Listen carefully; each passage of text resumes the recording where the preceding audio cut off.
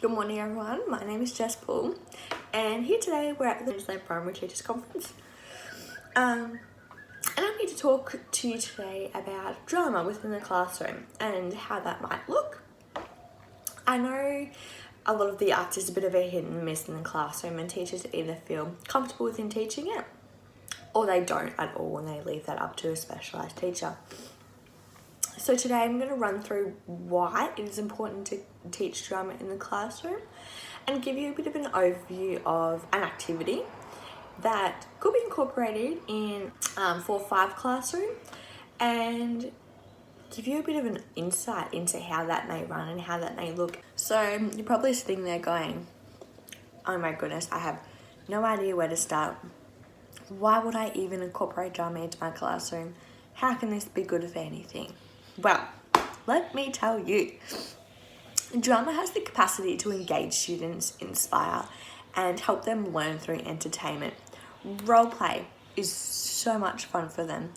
This allows students to work in groups as well, which is great for their language, great for their social skills. And it diversifies students' expression, understanding, and experience to explore the dramatic forms and styles associated within their cultural, social, and historical context. And it also enables students to use their body, gesture, movement, voice, and language through different use of roles to create, rehearse, perform, respond, and use all the elements and conventions of drama. This also helps the students later in their life.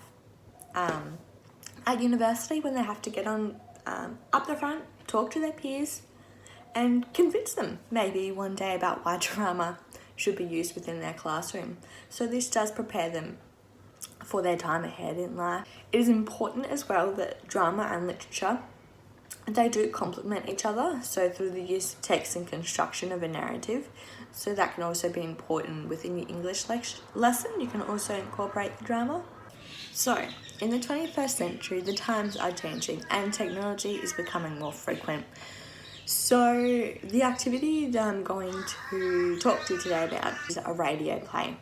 So, students are reading from a script, which is really effective for oral language frequency, and they're performing on a stage. So, it can be performed behind a street or a cardboard box, modelled to look like a radio. The scripts are available online, so the students don't have to write them, so that can help for different diversity, so students can write them or they don't have to, and it can be developed by students, so it is their own work.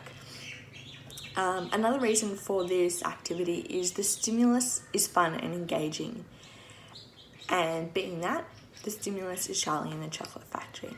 And you can't tell me one child, fingers crossed, that hopefully has not watch Charlie and the Chocolate Factory, and if they haven't, a task leading up to this could be to watch Charlie and the Chocolate Factory. So looking at this task, it is suitable for grade 5, and being that the content of the script is develop skills and techniques of voice and movement to create character, mood, atmosphere, and focus dramatic action.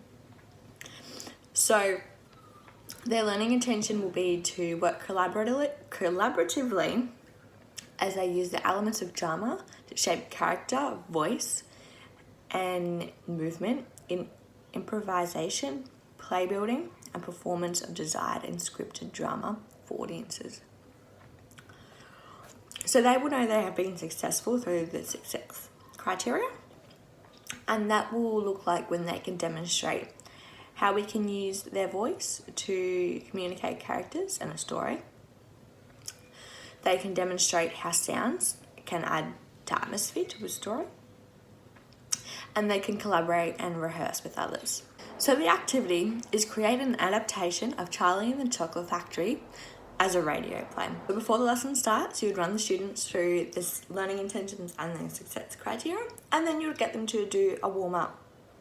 Because a radio play is mostly focused on the voice, you do a vocal cord warm-up for this one here. It's really good to have a warm-up because it will help calm the nerves of students and kind of break that ice that they're feeling. Like, I don't want to sing in front of anyone, I don't want to use my voice, all that. So You can start by just beginning with a hum. So you'd hum and then they can hum. They can then take a deep breath and make a soft sound. And then they move the sound upwards to the top of the vocal cords and then down again. And then back to the top and then down again. And then continue going up and down through breathing. So for this radio play, students are going to create the sounds to go with the script. So the students make the sounds in the drama room. They can record their own sounds on their iPad or use sounds they've sourced online. So you would begin by reading the script together as a class. And then as a class, you can brainstorm and experiment with accents, pace, pitch, pause, sound effects, banging on books, all that to create the different elements. So each student has a copy of the script and they're able to highlight and add notes too. So the first scene can be modelled. Some students will read the parts and others will add sounds. The group has already brainstormed how they think the characters will sound. But in groups, the students can further workshop adding annotations to the scripts. The groups will then read through with effects. At this point, that can be recorded and played back. The group can change and add effect as needed. And each group has the opportunity to replay to the group in sequence of scenes to hear the story develop as radio drama or radio play.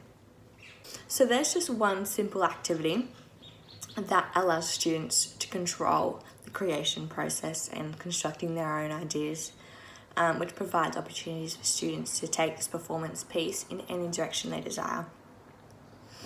Radio play is great because it allows students to be in charge of setting the mood, building tension, and creating the contrast throughout the piece by selecting appropriate sound effects.